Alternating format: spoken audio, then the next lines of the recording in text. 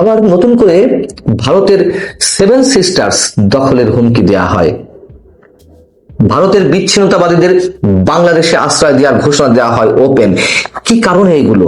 বারবার তো এইসব কথা বলা হচ্ছে, ডক্টর ইউনূস থেকে শুরু করে সরকারের বিভিন্ন পর্যায় থেকে, বা যে বিডিআর হত্যাকাণ্ডের নিয়ে যে কমিশন, সেই কমিশনের প্রধান তিনি বললেন 7 সিস্টার্স আক্রমণ করা হবে। এই কথাগুলো কেন কেন এই উস্কানি দিয়ে কাদের লাভ হচ্ছে?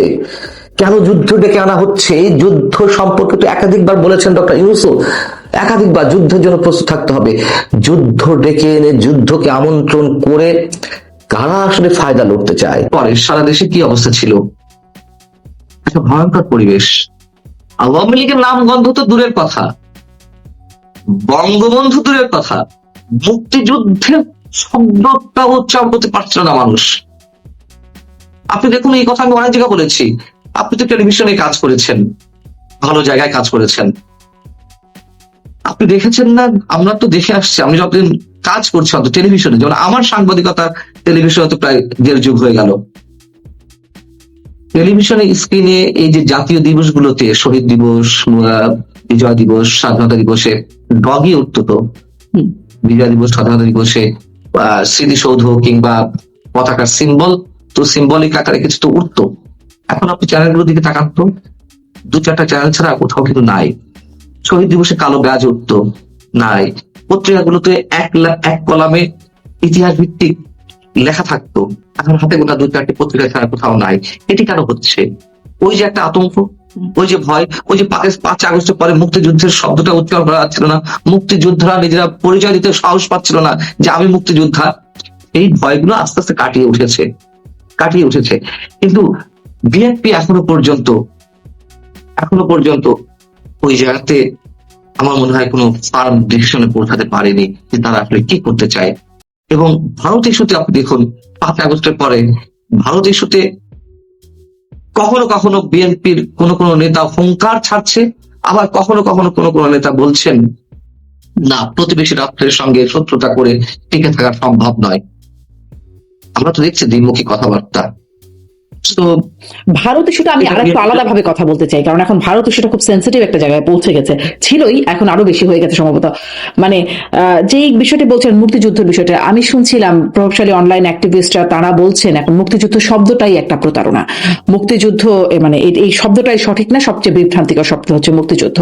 বা এটা আমি দেখছিলাম একটু আগে, কেবল খেয়াল করছিলাম, কিছুক্ষণ আগে হয়তো ভিডিওটা রিলিজ হয়েছে, পিনাকি ভট্টাচার্যের কথা বলছি।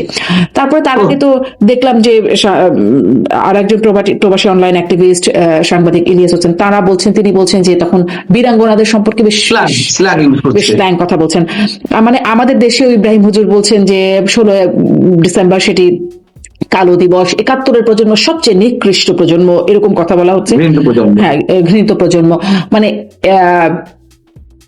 তখন আসলে কোথাও উস্কে দেওয়া হচ্ছে না, মানে মুক্তিযুদ্ধ বা তার প্রজন্ম, তারা আসলে এটা উস্কানি বোধ করছে না, নাকি তাদের এখন আর উস্কানি হবার মতো তারা মানে সেই জায়গায় নাই, উস্কাইছে না আর কি। হ্যাঁ, উস্কিত হচ্ছে না আর কি, উস্কিত হচ্ছে না। এখন বিষয় থেকে আপনি দুটো পার্ট সাথে নিয়ে এসেছেন। হ্যাঁ, আপনাকে আপনি না বললে আমি বিষয়টা নিয়ে আসতাম। প্রথম কথা হচ্ছে যে আমি এদের সম্বন্ধে পার্সোনালি কোনো কমেন্ট করতে চাই না, একটা শব্দ উচ্চারণ করতে চাই, মানে একজনের বক্তব্যকে আমি কোট করতে চাই। এটা হচ্ছে সিরাজুল ইসলাম চৌধুরী স্যার, ঢাকা বিশ্ববিদ্যালয়ের ইংরেজি বিভাগের এমিরেটাস অধ্যাপক। সিরাজুল ইসলাম স্যারের একটা কথা দেখছিলাম আমি, তিনি বলছেন যারা মুক্তিযুদ্ধকে নিয়ে বিকৃত কথাবার্তা তুলছেন তারা মানসিক বিকারগ্রস্ত এবং উন্মাদ। আমি উন্মাদ আর মানসিক বিকারগ্রস্ত ব্যক্তিদের নিয়ে কোনো কথা বলতে চাই না। তবে হ্যাঁ, প্রতিবাদ হবে না? অবশ্যই প্রতিবাদ হবে। আমার মাকে যদি কেউ আমার সামনে দাঁড়িয়ে স্ল্যাং ইউজ করে, আমি যতই ধরে নিই যে ব্যক্তিটি উন্মাদ, মানসিক বিকারগ্রস্ত, তারপরে তো কিছু না বলে পারবো না। আমার দেশ, আমার মা, আমার মাটিকে নিয়ে কথা বলবে, আমরা চুপ করে থাকবো? কিন্তু চুপ করে তো আছে, আপনি যাদের কথা বললেন, তারা আর উস্কিত হচ্ছে না, তারা তাদের মানে ধমনীতে রক্তের প্রবাহ তারা উপলব্ধি করছে না। তারা কোথায়? সময় যখন উর্বর তখন তো সবাই একই কথা বলবে, সবাই পক্ষে বলবে। এখন তো দুঃসময়, এখন গাঢ় অন্ধকার, এখন আমার অস্তিত্বের সংকট, সে মানুষগুলো কোথায়? আওয়ামী বুদ্ধিজীবীরা কোথায়? জি, আওয়ামী বুদ্ধিজীবীরা কোথায় বলছেন, অস্তিত্বের সংকটের কথা বলছেন, কিন্তু ধরেন আওয়ামী লীগ আমলে যতই বলেন আপনি যুদ্ধাপরাধ, মানবতা বিরোধী অপরাধ, এগুলোর সাথে সম্পৃক্ততার জন্য একটা দলকে চিহ্নিত করার ব্যাপার আছে, কিন্তু তার বাইরেও তাদের আরো অনেক বক্তব্য আছে। তারা একটা রাজনৈতিক দল, তাদের একটা সমর্থন আছে, ছোট একটা জনসমর্থন বা বড় একটা জনসমর্থন, যেমনই সমর্থক হোক, আমি জামাত ইসলামের কথা বলছি। তারা যে আওয়ামী লীগ আমলে কোথাও কথা বলবার সুযোগ পেল না, কোনো গণমাধ্যমে আসতে পারলো না, কোনো টক শোতে কখনো প্রতিনিধিত্ব করলো না, মানে সেটাও কি একটা উচিত ব্যাপার ছিল? মানে তারা একটা রাজনৈতিক দল তো দেশের। নিশ্চয় না। তবে আপনি যখন টকশোর কথা বলেছেন, এই যে আমি কেবলমাত্র স্ক্রিনে ডগের একটা উদাহরণ দিলাম। দেখুন, আমি এই চলতি বছরের ফেব্রুয়ারি পর্যন্ত একটা টেলিভিশনে ছিলাম নিউজের দায়িত্বে। আমার কাছে কিন্তু কোথাও থেকে ফোন আসেনি যে এটা করা যাবে না, সিম্বলিক এই বিষয়টি, এটি করা যাবে না, কোনো ফোন কিন্তু আসেনি। কিন্তু কর্তৃপক্ষের নির্দেশ ছিল না, ওটারাও তারা সেলফ সেন্সরশিপের জায়গা থেকে বলছি আমি, মানে এখানে সেলফ সেন্সরশিপ ছিল, এবং হাতে গোলা 2-4টি চ্যানেল ছাড়া সবাই সেলফ সেন্সরশিপের মধ্যে চলে গেল। এখন বিষয় থেকে আওয়ামী লীগের সময় এটি বাস্তবতা, বিএনপির লোকজন কিন্তু বসেছে আওয়ামী লীগের লোকজনের সাথে, হ্যাঁ, সাংবাদিকদের সঙ্গে বা অন্য কোনো আলোচকের সঙ্গে বিএনপি পন্থী সাংবাদিকেরা বসেছেন। আপনি এখন দেখেন তো, মানে আওয়ামী পন্থী সাংবাদিক আছে কিনা? আওয়ামী লীগ নেতা কর্মীরা তো নাই। এখন তো আপনাদেরকে বলা হচ্ছে আওয়ামী পন্থী সাংবাদিক, আপনাকে সাংবাদিক আনিস আলমগীর, তারপরে বলা হচ্ছে মাসুদ কামাল, ডক্টর আব্দুল নূর তুষার, মানে এরকম একটা ফটো কার্ডও বানানো হয়েছে যে কারা আসলে অনেকগুলো ফটো কার্ড বানানো হয়েছে, যে যার জায়গা থেকে ছাড়ছে। বলা হচ্ছে যে আমাদেরকে দায়ী ছাঁটাই করা হবে, পুরো সমস্যা নেই, আমরা খুব শক্তিমান কেউ না, আমরা কারোর কোনো চ্যালেঞ্জ জানাবো না, শুধু বলবো নিয়ে যাক, হত্যা করুক, আবার জেলে পড়ুক, জামিন বাতিল করুক, আমার জামিন বাতিলেরও দাবি তোলা হচ্ছে কোথাও থেকে, করুক না, সমস্যা নেই তো। আমি তো বলছি না যে আমি দেখিয়ে দেবো, আমি হাল করবো, আমি শুধু বলতে চাই আমি কথা বলে যাব, আমি সত্যটা উচ্চারণ করে যাব। ফ্যাসিবাদের দোষর উচ্চারণ করা হচ্ছে, প্রথমে বলা হলো ফ্যাসিবাদের দোষর, তারপরে বাংলা হলো কালচারাল ফ্যাসিস্ট, আমাকে আব্দুল নূর তুষারকে, আনিস আলমগীর ভাইকে, এদেরকে কালচারাল ফ্যাসিস্ট বানানো হলো। তারপর তো বানানো হলো শীর্ষ সন্ত্রাসী, সন্ত্রাস বিরোধী আইনে দিয়ে সমাজের শীর্ষ সন্ত্রাসী বানানো হলো, এবং আমরা নাকি সরকার উৎখাতের ষড়যন্ত্রে সশস্ত্র বিপ্লবের উদ্যোগ নিচ্ছিলাম, আয়োজন করছিলাম। তাহলে সশস্ত্র বিপ্লবকারী বাড়ানোর তো শেষ নেই, ট্যাগিং রাজনীতির তো শেষ নেই। এবং এই ট্যাগিংটা তো আওয়ামী লীগ সময়ও দেওয়া, আওয়ামী লীগ সরকারের সময় দেওয়া হয়েছে, আমাদের তো তখন বিএনপি জামাতের দালাল বানানো হয়েছে। এখন যেমন মানে জেলে পুরা হচ্ছে, মামলা দেওয়া হচ্ছে, আওয়ামী লীগ সময় হয়তো মামলা দেওয়া হয়নি, কারাগারে দেওয়া হয়নি, কিন্তু পেশাগত জীবনের উপর তো আঘাত এসেছে। এখন কম্পারিজনের জায়গায় গেলে আপনি বলবেন যে তখন তো অল্প ছাড়া পেয়েছেন, হ্যাঁ অল্প ছাড়া পেয়েছে, এখন মাত্রাটা আরো বেশি বেড়েছে। এটা হয়তো আপনাদের উপর রয়েছে, কিন্তু তখনও যে সাংবাদিকদের কথা বলছিলেন, তারপরে কার্টুনিস্ট কিশোর মুশতাক, তাদের কথা মনে আছে, তারাও তো তখন আসলে মানে হয়রানি নির্যাতনের শিকার হয়েছে। গেছে কিন্তু আপনি মাত্রাটা দেখুন, এই 15 মাসে 300 সাংবাদিকের বিরুদ্ধে হত্যা মামলা, অস্ত্র বিস্ফোরক মামলায়, মানে ধারায় আটক দেখানো হয়েছে। সাংবাদিকরা হত্যা করবে? আচ্ছা, সাংবাদিকরা দুধে ধোয়া না, ঠিক আছে, সাংবাদিকরা দুধে ধোয়া না, সাংবাদিকরা অপরাধ করতে পারে, তাহলে সুনির্দিষ্ট অভিযোগে তাদের আটক করা হোক, সুনির্দিষ্ট অভিযোগে মামলা দেওয়া হোক। হত্যা মামলা আপনি দেওয়া হবে, যখন ওই হত্যা মামলায় যাকে তাকে দেওয়া হচ্ছে, যখন এই বিষয়টি দেশে বিদেশে নানানভাবে সমালোচিত হলো, এখন কি করা হচ্ছে? সন্ত্রাস বিরোধী আইনে মামলা দেওয়া হচ্ছে। এবং আরেকটা কথা বলে রাখতে চাই, এই যে আমরা আওয়ামী লীগের সময় কথা বলেছি, এখন আবার কিছু মানুষ আছে আওয়ামী লীগের, তারা বলছেন, তারা আবার মানে অদ্ভুত বিষয় শারমিন, এদিকে ফ্যাসিবাদের দোষর, আবার এট দ্য সেম টাইম লাল বদর বলে উল্লেখ করা হচ্ছে আমাদেরকে। লাল বদর মানে ওই যে জুলাই আন্দোলনে আমরা সমর্থন করেছি কিনা, অথবা আওয়ামী লীগের পরিবর্তন চেয়েছে কিনা, আওয়ামী লীগের পতন চেয়েছে কিনা, আমাদেরকে তারা আক্রমণ চালাচ্ছে যে আপনাদের জন্য তো এটি হয়েছে, খুশি তো? এই কথা বলার কোনো স্কোপ নেই যে আজকে যদি জঙ্গিবাদ চরমপন্থা উত্থানের একটা উর্বর ক্ষেত্র তৈরি হয়ে থাকে, তার জন্য আমরা দায়ী। কেন? আমরা আওয়ামী লীগের সমালোচনা করেছি। এটা বলার কোনো স্কোপ নেই যে জঙ্গিবাদ বা চরমপন্থার উত্থান ঘটবে বিধায় আমি আজীবন আওয়ামী লীগকে সাপোর্ট করে যাব।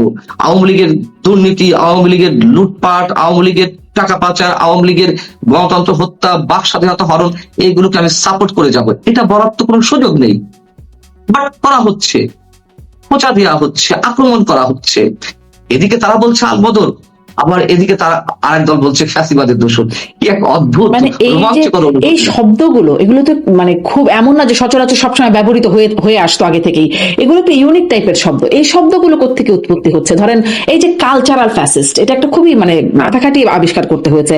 বা এই যে মানে সহযোগীও বলা যেত, কিন্তু স্বৈরাচারের দোষর, ফ্যাসিস্টের দোষর একদম মানে একদম শব্দবন্ধ তারা বানানো হয়েছে। বা ওদিকে আবার লাল বদর, মানে শব্দ উৎস কোথা থেকে আসছে কি? ভালো তো, খুব চমৎকার, মানে আর্টিস্টিক শব্দ সব। হ্যাঁ হ্যাঁ বটেই। মানে এত গবেষণা করে, এত সৃজনশীলতার জায়গা থেকে এই শব্দগুলো উচ্চারণ করা হচ্ছে, ট্যাগিং এর জায়গা থেকে, আক্রমণের জায়গা থেকে।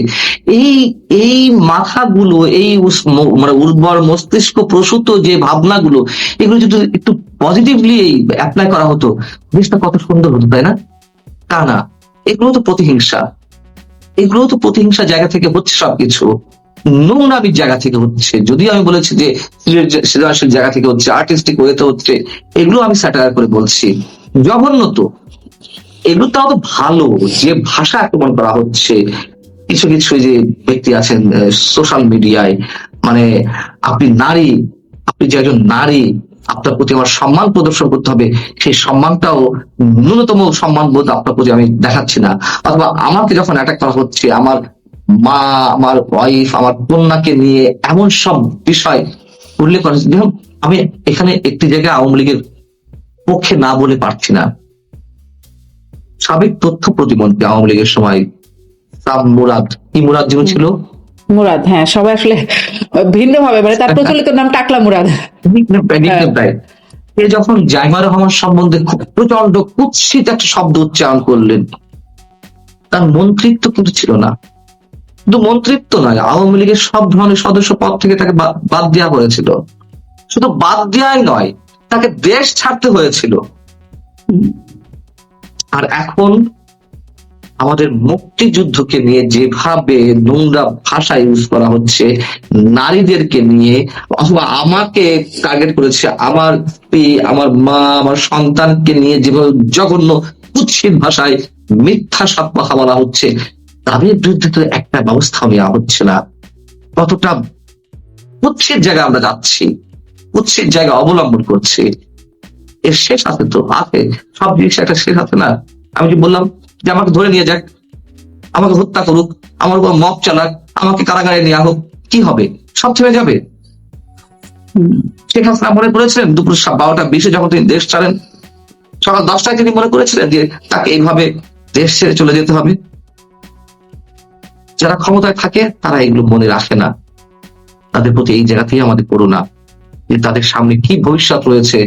ন্যাচারাল পানিশমেন্ট বলে তো একটা কথা আছে, কিন্তু হয় আপনি কোনো কিছু বিশ্বাস না করেন, ন্যাচারাল পানিশমেন্টটা তো বিশ্বাস করতে হবে। কিন্তু সেটা যারা ক্ষমতায় থাকে, রাজদণ্ড যাদের হাতে থাকে, তারা আপনার কথা খুবই স্পষ্ট। মানে এইদিকে যে এরকম স্ল্যাং ইউজ করা হচ্ছে বা যেভাবে করে আপনাদের ডিমিন করা হচ্ছে, সেদিকে কোনো মানে সেখানে আইনিগতভাবে কোনো অপরাধ হচ্ছে না। বা ধরেন একটু আগে আমি যেটা বলছিলাম যে চিড়ে ফেলো, ফেরে ফেলো তাদেরকে, এগুলো আসলে অপরাধ না, কিন্তু অন্যদিকে কথা বললে সেটি একটু অপরাধ হয়ে যাচ্ছে। যদিও আমরা আসলে খুবই কনভিন্স ছিলাম যে শুধু একমত না, দ্বিমত বা ভিন্ন মত প্রকাশের স্বাধীনতা থাকবে, সমালোচনা করুন মন খুলে, খুবই আশার কথা ছিল জায়গাটি, অন্তত সাংবাদিকদের জন্য। বলেছিলেন তো, ইউনূস সাহেব বলেছিলেন মন খুলে সমালোচনা করুন। তার প্রেস সেক্রেটারি বলেছেন স্বাধীন বাংলাদেশের ইতিহাসের সাংবাদিকরা নাকি সুবর্ণ সময়, সর্বোৎকৃষ্ট সময় উপভোগ করছে। এই তার নমুনা। এখন এই যে সাংবাদিকদের মানে আনিস আলমগীরকে গ্রেপ্তারের পরে সম্পাদক পরিষদ একটা বিবৃতি দিয়েছে, বা তার আগে কদিন আগে আন্তর্জাতিক সংগঠন সিপি যে তারা বলছেন যে মানে কাশীপুর কারাগারে যারা আছেন সাংবাদিক, তারা বেশ করুণ অবস্থায় আছেন, তাদের মুক্তির কথা বললে তখন প্রেস সচিবের কথা বলছেন, তিনি বলছেন যে আইন